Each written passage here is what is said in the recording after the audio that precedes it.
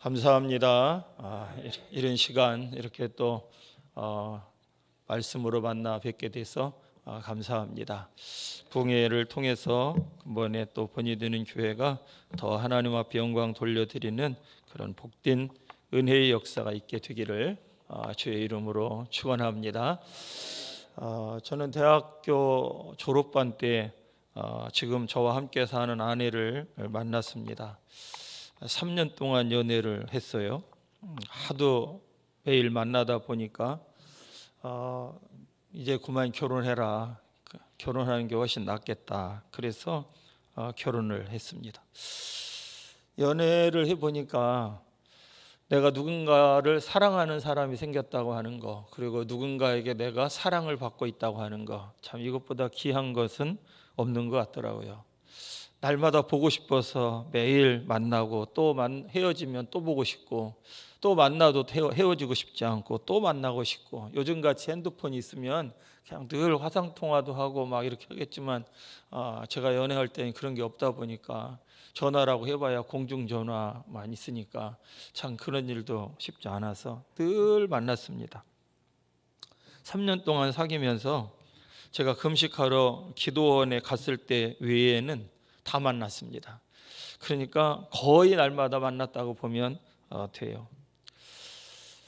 제가 이 얘기를 왜 하느냐 하면 신앙생활이라고 하는 게 뭐냐, 조금 속된 표현이 있는지도 모르겠지만 신앙생활은 우리가 예수님과 하나님과 우리가 연애하는 것, 그것이 저는 신앙생활이라고 생각해요.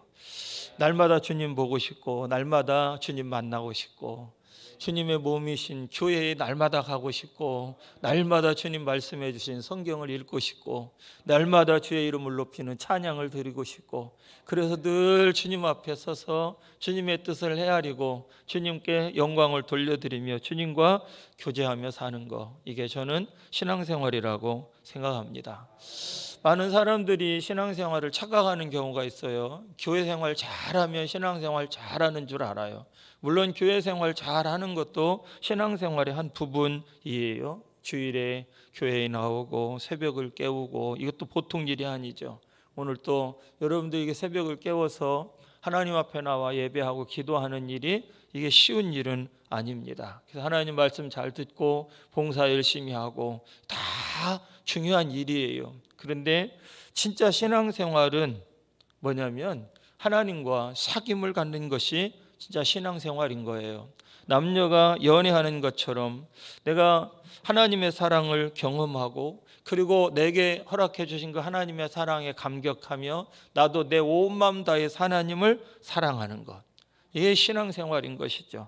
그 신앙생활은 우리가 하나님을 만나서 하나님을 사랑하고 그리고 하나님을 알고 하나님과 사귐을 가지며 살아가는 것입니다. 오늘 본문 2절을 보면 아버지께서 아들에게 주신 모든 사람에게 영생을 주게 하시려고 만민을 다스리는 권세를 아들에게 주셨다. 그렇게 성경은 말씀하고 있습니다. 예수님이 이 땅에 오신 이유는 우리에게 영생을 주시기 위함인 줄로 믿습니다.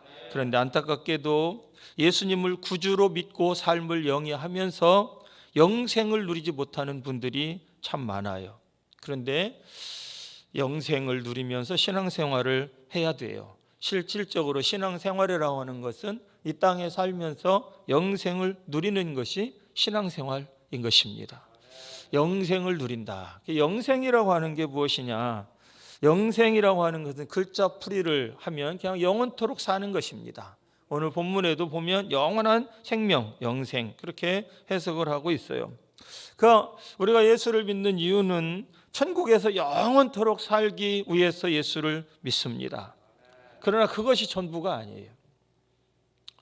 제가 한 번은 성경 공부를 인도하는데 한 집사님이 자기 모친은 세상에서 가장 부러워하는 사람이 예수님이 십자가에서 죽으실 때 우편에 못 박혀 죽은 강도가 가장 부럽다고 한다고 그래요. 그래서 왜 그 수많은 성경에 나오는 인물 중에 하필이면 예수님 십자가에 돌아가실 때 그 마지막 우편 강도, 같이 죽은 강도가 부럽다고 그러느냐 물었더니 이렇게 얘기를 하더라고요. 세상에서 하고 싶은 짓 다 하다가 죽을 때 예수 믿어서 천당 갔으니까 가장 부럽다는 거예요. 그런 분이 이 자리에 계신지 모르겠지만, 그래서 제가 그 성경 공부를 하면서 물었어요. 다른 분들한테 당신들도 이 강도가 부러우냐? 그랬더니 안 부럽다는 거예요. 그래서 왜 안 부러우냐? 그렇게 물었더니 한 분이 저한테 그렇게 대답해요. 그 강도는 땅에 사는 동안 진정한 교제의 하나님과의 사귐의 기쁨을 누리지 못했기 때문에 나는 그 사람이 부럽지 않다. 그런 얘기를 하더라고요. 맞죠? 성경을 보면 이 땅에 태어난 사람들은 다 죽지 않고 영원히 삽니다. 히브리서 9장에 가보면 한 번 죽는 것은 정한 이치고 그 다음에는 우리에게 뭐가 있다? 심판이 있다고 말합니다. 그러니까 이 땅에 사는 사람들은 다 영원토록 삶을 영위하다가 주님 앞에서 심판을 받는 거죠. 요한복음 5장 29절에 가보면 선한 일을 행한 자는 생명의 부활로, 악한 일을 행한 자는 심판의 부활로 나온다. 성경은 그렇게 말씀하고 있어요. 생명의 부활로, 그리고 또 심판의 부활로. 모든 사람은 다 부활합니다. 그리고 하나님 앞에 심판을 받는 거예요.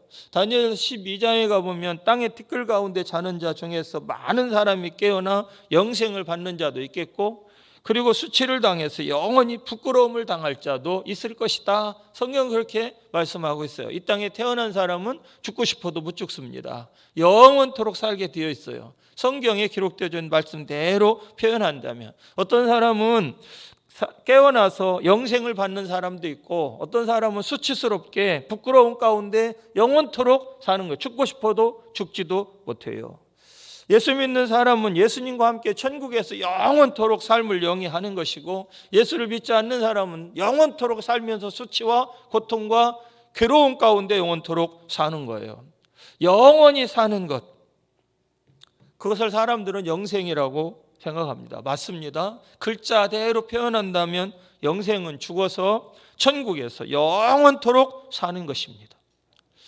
영생은 또 죽어서 또 괴로운 가운데 영원토록 사는 것입니다. 그게 글자 그대로 표현한다면 영생이에요. 그런데 오늘 본문에서 예수님께서 영생에 대해서 해석해 주실 때 뭐라고 말씀하셨느냐? 오늘 본문 3절에 가보면 영생은 곧 유일하신 참 하나님과 그의 보내신 자 예수 그리스도를 아는 것이라고 주님께서 말씀하고 있어요. 그러니까 영생이라고 하는 단어가 영원토록 사는 것만이 아니라는 거예요. 영원토록은 모든 사람들이 다 삽니다. 그런데 예수님께서 우리들에게 영생을 주시려고 권세를 받아서 이 땅에 오셔서 우리들에게 영생을 주셨는데, 그 영생이라고 하는 것은 무엇이냐? 성경대로 표현한다면 하나님을 알고 예수 그리스도를 아는 것이 영생인 겁니다. 진정한 영생은 하나님을 알고 예수 그리스도를 아는 거예요. 여기서 중요한 것은 안다고 하는 단어예요. 안다라고 하는 단어. 안다라고 하는 말은 몇 가지의 의미가 있어요. 지식적으로는 무엇인가를 습득했을 때 우리는 안다고 말합니다. 책을 통해서 또는 어떤 경험을 통해서 내가 무엇인가 새로운 것을 깨달았을 때 알았다, 이렇게 우리가 표현해요. 그게 지식적으로 사람들이 하나님을 압니다. 그리고 지식적으로 예수님을 압니다. 그것도 아는 거예요. 예수님이 하나님의 아들이시고 나를 위해 십자가에 죽으셨고 나에게 영원한 생명을 주시기 위해서 부활하셨고, 이런 거 아는 것도 우리에게 너무나 중요한 거예요. 지적으로 아는 것, 그것도 아는 것입니다. 그런데 안다고 하는 오늘 본문 속에 예수님이 안다라고 하는 말을 쓴 안다라고 하는 말의 두 번째 중요한 의미는 교제입니다. 교제. 누가복음 1장을 보면 어느 날 천사가 마리아에게 나타나죠. 가브리엘 천사가. 그리고 그 가브리엘 천사가 이렇게 얘기를 합니다. 무서워하지 마라. 내가 하나님께 은혜를 입었느니라. 보라, 내가 잉태에서 아들을 낳을 텐데 그 이름을 예수라 해라. 하나님 메시지를 전달해 줘요. 그때 마리아가 이렇게 고백합니다. 나는 사내를 알지 못하온데 어찌 이런 일이 있을 수 있습니까? 나는 아직 사내를 모릅니다. 알지 못합니다. 그런데 어찌 나에게 그런 일이 있을 수 있습니까? 라고 얘기를 해요. 마리아는 순전한 처녀였습니다. 정혼한 처녀였습니다. 그런데 그 여인을 향해서 아들을 낳을 것이라고 얘기를 하니까 놀라지 않을 수가 없었던 거예요. 그래서 한 얘기가 나는 사내를 알지 못합니다 라고 얘기를 한 거예요. 사내를 알지 못한다는 거예요. 그러면 이 마리아가 사내를 몰랐을까요? 남자가 어떤 존재인지 몰랐을까요? 다 알았어요. 그럼 여기서 마리아가 나는 사내를 알지 못한다라고 할 때 안다라고 하는 얘기는 뭐냐면 난 지금까지 남자와 교제한 적이 없고 관계를 맺은 적이 없다는 얘기예요. 여기서 얘기하고 있는 안다라고 하는 얘기는 사내를 전혀 깜깜하게 남자가 도대체 어떤 존재인지도 모른다는 얘기가 아니라 나는 어떤 남자와 깊이 교제를 나눴거나 관계를 맺었거나 한 적이 없는데 내가 어떻게 아이를 낳을 수 있습니까? 라고 하는 얘기라고 하는 거죠. 그러니까 영생이란 유일하신 참 하나님과 교제를 하고 관계를 맺고 그의 아들 예수님과 교제를 나누는 것, 사귐을 갖는 것이 영생인 거예요. 그래서 제가 목회를 하면서 보니까 교회를 다녀도 주님과 깊은 교제를 나누지 않는 사람은 교회 생활하는 것이고 교회 생활과 신앙 생활은 달라요. 하나님과 깊은 영적인 교제를 나누는 사람은 진짜 신앙 생활을 하는 사람인 거예요. 교회만 다니는 사람이 있습니다. 주님과의 깊은 영적인 교제를 나누지 못하고 그냥 교회만 다니는 교회 생활하는 사람들이 있어요. 혹 우리 가운데 그런 분이 안 계시겠지만 계시다고 한다면 오늘 이번 근본 부흥회를 통해서 정말 주님과의 깊은 영적인 교제를 통해서 진정한 영생을 누리며 사는 신앙인으로 바꿔질 수 있게 되기를 주님의 이름으로 축원합니다.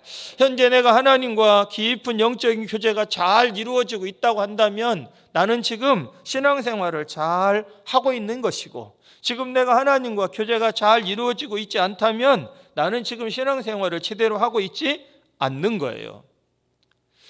주님과 교제가 이루어지고 있으면 영생을 누리는 것이고 주님과의 교제가 단절되어 있으면 지금 내가 진정한 신앙생활, 영생을 누리지 못하고 있는 것입니다. 예전에는 주님과 교제가 잘 이루어졌는데 지금은 예전과 다르다고 한다면 예전에는 영생을 누렸는지 모르겠지만 지금은 하나님과 단절된 상태에서 교회 생활을 하고 있는 것이라고 하는 것을 우리는 알아야 돼요. 전 여러분들이 신앙의 연조가 깊어지면서 예수님과 더 깊은 영적인 교제를 누릴 수 있게 되기를 간절히 원합니다. 안타깝게도 많은 사람들이 신앙생활이 연조가 깊어지면 깊어질수록 자꾸 과거를 먹고 살아요. 내도 왕년에는 저 사람처럼 방언도 하고 난리 쳤지. 내가 얼마나 교회를 열심히 다녔는지 몰라. 과거를 자꾸 생각하면서 살아갑니다. 과거는 중요한 게 아니에요. 지금 현재가 중요한 것이지. 그래서 많은 신앙인들이 영적으로 노인이 되어져 버렸어요. 노인이 되어 있어요.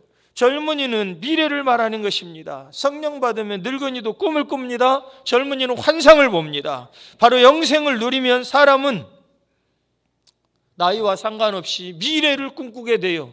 나를 통해서 하나님이 하실 일들을 바라보게 되는 것입니다. 그리고 그 일들을 기억하면서 그것을 바라보며 달려가게 되는 거예요. 과거에 연연하지 않는 것입니다.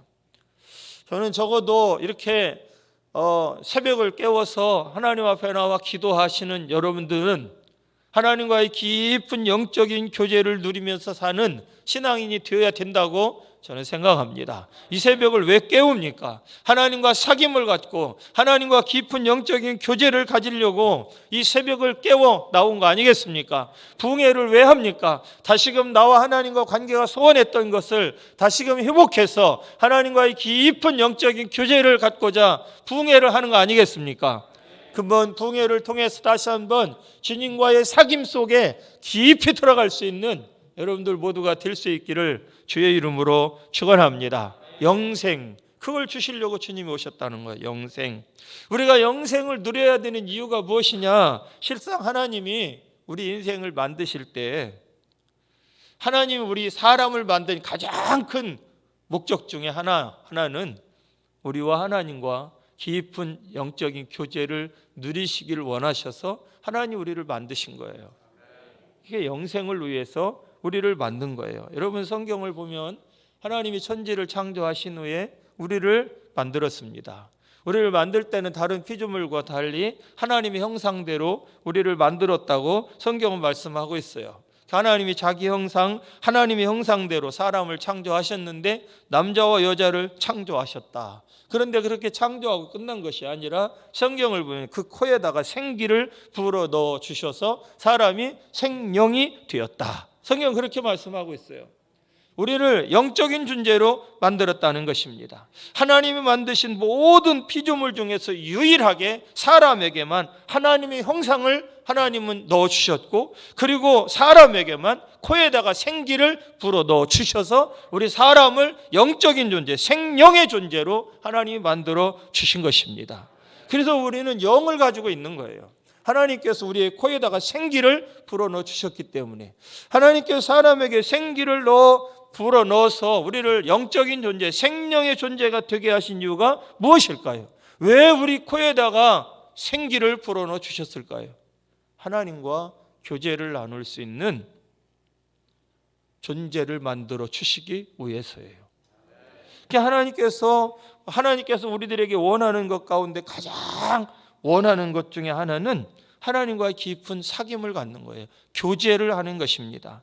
하나님 우리들과 교제하기를 원하셔서 우리를 영적인 존재로 만들었다는 사실을 우리들이 기억하면서 살아야 합니다. 그래서 하나님께서 에덴을 딱 만들어서 아담과 하와에게 에덴에서 살도록 만드시면서, 아담아 어딨니?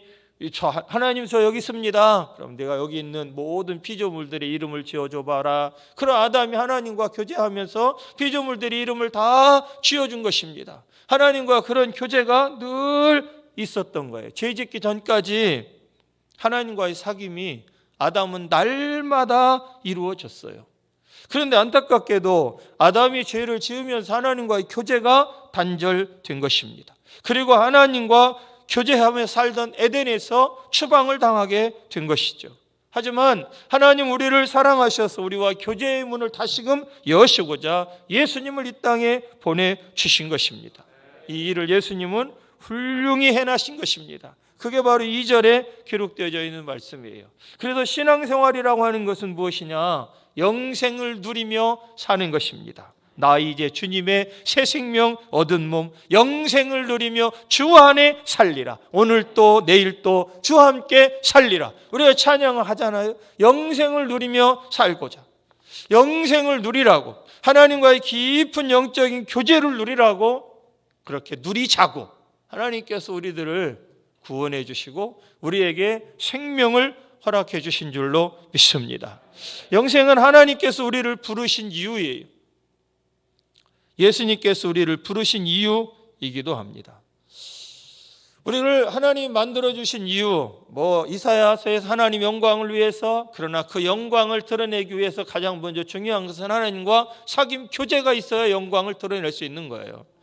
예수님이 우리를 구원해 주신 이유, 우리를 불러주신 이유, 수많은 사람 가운데 우리를 부르신 이유를 마가복음 3장에 가보면 이렇게 기록하고 있어요. 마가복음 3장 15절에 가보면, 14절 15절에 가보면 예수님께서 12 제자를 부르시는 장면이 기록되어 있어요. 그런데 거기에 이렇게 기록하고 있어요. 이에 12를 세우셨으니 이는 자기와 함께 있게 하시고 또 보내서 전도도 하며 귀신도 내어쫓는 권세도 있게 하려 하심이라.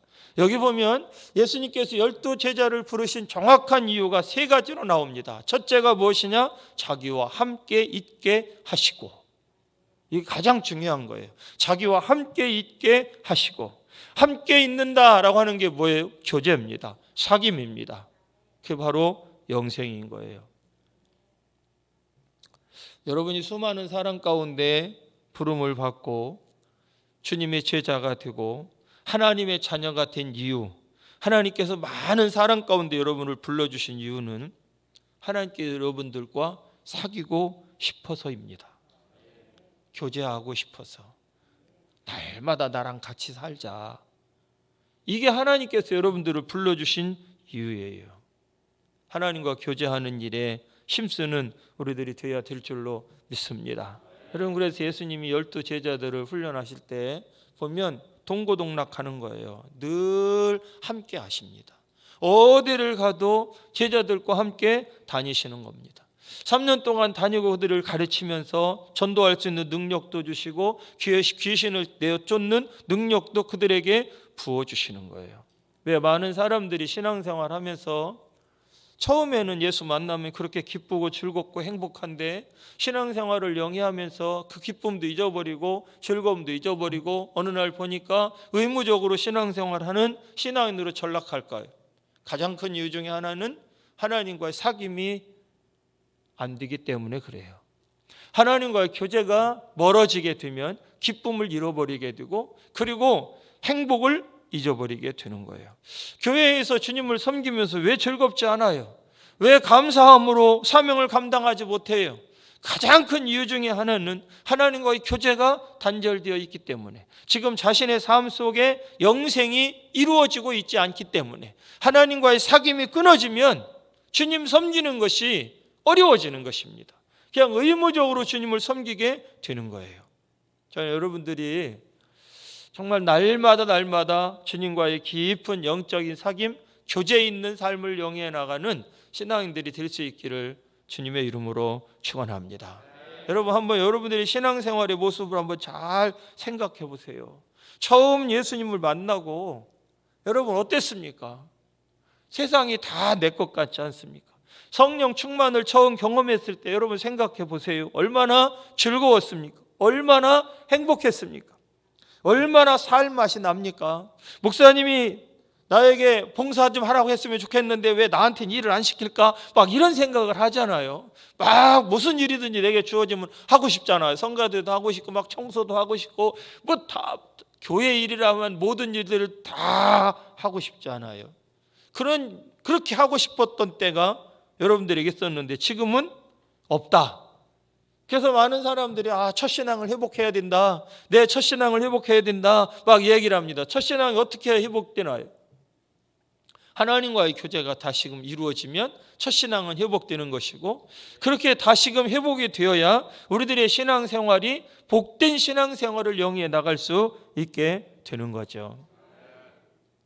가정생활도 저는 똑같다고 생각을 해요. 왜 결혼합니까? 사랑하는 사람과 행복하게 살려고 결혼해요. 사랑 얼굴만 쳐다봐도 찌릿찌릿하고 몸이 만져보면 막 감전 있는 것 같고 그냥 같이 있으면 너무너무 행복하고 얼굴만 쳐다봐도 즐겁고 아무 말 하지 않아도 함께 있는 것 자체가 행복해. 이 사람 보고 결혼하면 내 인생이 행복하겠다. 그래서 결혼하는 거예요. 그래서 같이 사는 것입니다. 아무리 생각해도 난 밥을 못하니까 나한테는 밥하는 사람이 필요해. 빨래도 누가 해줘야 되는데 빨래할 사람이 필요해. 결혼하고 빨래 시킬 사람 때문에 결혼합니까? 아니잖아요. 적어도 이 땅에 사는데 내가 2세는 있어야지 애 낳기 위해서 결혼합니까? 그보다 어리석은 짓이 어디 있습니까? 그런 게 아니거든요. 사랑하며 살려고 결혼하는 거예요. 행복하게 아름다운 가정을 통해서 둘이 함께 있으면 함께 있는 것 자체가 즐겁고 기뻐서 결혼하는 것입니다. 그래야 그 가정이 행복한 가정이 될 수가 있는 거예요. 그런데 처음엔 연애해서 사랑해서 정말 죽고 못 살아서 안 보면 못 살 것 같아서 결혼을 했는데 결혼하고 난 후에 바빠가지고 일한다는 이유로 가정에서 아내랑 대화를 나누지 않아요. 밥 줘, 자자, 이것만 한다는 경상도 사람들은 피곤하다고 잠만 잡니다. 밥 먹고 회사 가고 그리고 피곤한 몸을 입고 집에 들어와 먹고 또 잡니다. 대화가 없습니다. 그러려면 뭐로 결혼해요? 그렇게 살 것 같으면 뭐로 결혼해요? 그냥 혼자 살지. 밥 먹고 자고 회사 다니고 일하고 그럴 것 같으면. 그런데 많은 사람들이 그렇게 가정생활을 해요. 너무 안타까운 거죠. 저는 결혼한 지 30년이 좀 넘었습니다. 저는 지금도 제 아내랑 둘이 얘기하다 밤새요. 밤을 새워서 얘기해요. 함께하는 시간을 끊임없이 가지며 대화를 나눠요. 가정에서 사랑으로 교제하며 힘을 얻고 그 힘을 얻은 것으로 나가서 일하고 열심히 하나님의 영광을 위해서 살아가는 것입니다. 그것이 중요한 거예요. 그게 가정인 거죠. 그게 가정. 부부가 함께 처음 만났을 때 사랑했던 그 마음 가지고 그 사랑하는 마음으로 서로 아끼고 위로해주고 격려해주고 서로 힘이 되어주고 서로 사랑을 공유하며 그러면서 가정생활을 영위해 나가야 진짜 행복한 삶을 영위해 나가는 거 아니겠습니까? 그냥 결혼만 하면 끝나나요? 예수를 만나기만 하면 끝나나요? 그래서 교회만 다니면 되나요? 아닙니다. 더 중요한 것은 신앙생활을 예수님을 만나고 난 후부터 더 주님과의 사귐과 교제의 시간을 통해서 주님과 함께하는 삶을 영위해 나가야 되는 거예요. 누가복음 10장에 가보면 우리가 잘 아는 사람들이 나오죠. 마리아와 마르다가 나옵니다. 마르다가 예수님을 집으로 초청해서 맛있는 음식을 준비합니다. 그런데 마리아는 예수님의 발치에 앉아서 예수님의 말씀만 듣습니다. 예수님을 대접하기 위해서 마르다는 예수님을 초청했고, 그리고 대접해야 된다는 생각 때문에 열심히 주방에서 음식을 만들어. 예수님은 집으로 초대해 왔지만 실상 예수님과 교제는 하지 않아요. 주방에서 일만 합니다. 봉사만 합니다. 그러다 보니까 짜증이 나는 거예요. 나는 죽어라고 음식을 만들고 예수님도 내가 초청해 왔는데, 예수님과 교제를 나누는 사람은 마리아 동생만 예수님과 교제를 나누는 거예요. 그러니까 예수님 앞에 나와서 불평을 털어놓는 거죠. 예수님, 나 혼자 바빠 죽겠는데 왜 동생하고 얘기만 하고 있습니까? 왜 나 혼자 일하는 것을 그냥 두고 계십니까? 마리아한테 얘기해서 나를 좀 도와주라고 얘기 좀 해주세요. 그렇게 얘기를 하는 겁니다. 교회 생활도 똑같아요. 막 교회에서 주님과 사귐은 없고 일만 하다가 보니까 어느 날 왜 나만 하지? 왜 우리 구역 식구들은 도대체 나를 도와주지도 않는 거야? 왜 교회에서 매번 무슨 일만 있으면 나보고만 하라고 그래? 이런 생각이 어느 날 분듯 들어오면서 불평도 생기고 원망도 생겨요. 예수님을 초청해 놓고 밥도 해야죠. 물론 예수님을 대접하려고 초청했으니까. 그러나 예수님이 마르다가 초청했을 때 그의 집에 오신 이유가 밥 먹으려고 왔을까요? 저는 그렇게 생각하지 않아요. 예수님이 마리아의 집에 오신 이유는 밥 먹으려고 온 게 아니에요. 마르다와 깊은 사귐, 교제를 나누시기 위해서 예수님이 그 집에 들어온 거죠. 그런데 마르다는 밥만 하면 되는 줄 알았어요. 근데 그게 아닌 거예요. 예수님과 교제를 나누는 것이 무엇보다도 중요하죠. 여러분, 교회에서는 매년, 요즘은 이제 코로나 때문에 신방 다니는 것도 참 눈치 보이고 잘 못하는데, 교회에서 해마다 가정 신방을 하지 않습니까? 교회에서 목사님이 신방을 하는 이유가 뭔가요? 신방 간 그 가정의 성도들과 사귐을 갖고 교제를 나누고, 기도 제목은 무엇이고 이 가정을 위해서 내가 무엇을 해줘야 되는지, 어떤 것들을 기도해 줘야 되는지, 그리고 그동안 예배 때 얼굴만 봤는데 개인적으로 만나서 깊은 교제를 나누지 못했던 그런 시간들을 함께 나누면서 깊은 교제를 나누기 위해서 신방을 하는 거잖아요. 하나님 앞에 예배드리고 영광 돌려드리는 것도 물론 주의지만, 그런데 어떤 사람들은 교제하는 걸 어려워해요. 목사님 오시는 게 어렵다고 생각되기도 하지만, 또 어떤 사람은 목사님을 대접하는 게 중요하다고 생각을 해서 예배드리고 기도하고 이제 같이 교제를 나누고 그 모든 마음을 모아서 하나님께 예배를 드리는데, 예배 드리다 말고 버떡 일어나서 가스레인지 불 켜러 갑니다. 그리고 뚜껑을 열었다 닫았다 하다가 와요. 그 목사님이 그 집 가서 밥 먹으려고 가는 게 아니거든. 밥은 뭐 어디서든지 먹을 수 있거든요. 안 먹어도 상관없고, 정말 원하는 것은 대화를 나누고 교제를 하고 어떤 기도 제목을 가지고 있는지, 무엇 때문에 고민하는지, 이 가정을 위해서 내가 어떻게 중보하며 기도해 줘야 되는지, 그런 것들을 나누러 가고 만나서 그런 대화를 해야 되는 건데, 그냥 목사님이 뭐 먹이는 거, 대접을 잘하는 거, 이게 신방인 줄 알아요. 그건 신방이 아니에요. 그건 딴 데도 얼마든지 할 수 있는 거예요. 신앙생활을 많은 사람들이 그렇게 한다고요. 신앙생활을, 주님을 섬김에 있어서. 저는 여러분들이 하나님과의 날마다의 깊은 교제를 나누고 그 교제를 통해서 얻은 힘을 가지고 하나님의 교회를 세워가고 또 이 교회를 섬길 수 있는, 봉사할 수 있는 그런 신앙인들이 될 수 있기를 간절히 원합니다. 여러분, 우리는 어떻게 해야 주님과 교제를 누리며 살 수 있는지는 다 알아요. 방법은 다 한다고. 왜냐하면 그동안 배운 바가 있으니까. 뭐 방법이 다른 게 뭐가 있겠어요. 주님과의 깊은 영적인 시간을 갖고 말씀을 나누고 교제하고 기도하고 주님 앞에 서서 주님의 뜻을 헤아려 묻고 하면서 쓰면 주님과의 교제는 이루어지는 거예요. 주님 앞에 나가서 주님 제가 왔습니다. 그럼 주님께서 말씀하지 않겠어요? 주님과 대화할 수 있는 교제의 시간을 갖지 않다가 보니까 바쁘다는 이유로 주님과의 교제가 이루어지지 않는 것이죠. 교제하는 방법들은 다 알아요. 문제는 내가 삶 속에서 주님과 교제하고자 하나님 앞에 시간을 할애하지 않아요. 여러분, 왜 부부가 대화를 나누지 못합니까? 다 알아요. 사람들이 다 어떻게 살아야 되는지. 그런데 대화를 나누지 못하는 이유가 뭐예요? 이유는 딱 뭐 여러 가지 있겠지만 크게는 바쁘다고 하는 것 때문에. 우리의 일상이 너무나 바빠요. 그러다 보니까 아내한테 시간을 할애해 줄 수가 없어요. 왜? 아내는 나를 너무나 잘 이해하니까, 안다고 생각하니까. 결코 그렇지 않습니다. 나와 함께 하는 사람에게 가장 많은 시간을 할애하며 살아가야 돼요. 아무리 바쁘다 할지라도 나와 함께 삶을 영위하기로 약속한 사람과 많은 시간을 나눠야 돼요. 교제해야 되는 거예요. 그래야 그를 알게 되고 그의 속내를 알면서 함께 아름다운 가정을 세워갈 수 있는 거죠. 그러니까 교제는 뭐가 필요하냐? 시간이 필요한 거예요. 시간. 하나님과 나와의 시간. 전 하나님의 부름으로 목사의 직분을 받았고, 그리고 하나님의 명으로 대학원을 다니다가 교회를 개척했어요. 교회를 개척했다고 교회가 다 잘 되는 게 아니에요. 제가 교회를 개척할 때만 해도 10개 교회를 개척하면 1개 교회가 살아남는다고 그랬어요. 지금은 그것도 힘들죠. 10개 중에서 1개 교회가 살아남기도 어려운 시대에 지금은 살아가죠. 근데 제가 목회를 하면서 깨달은 진리가 있어요.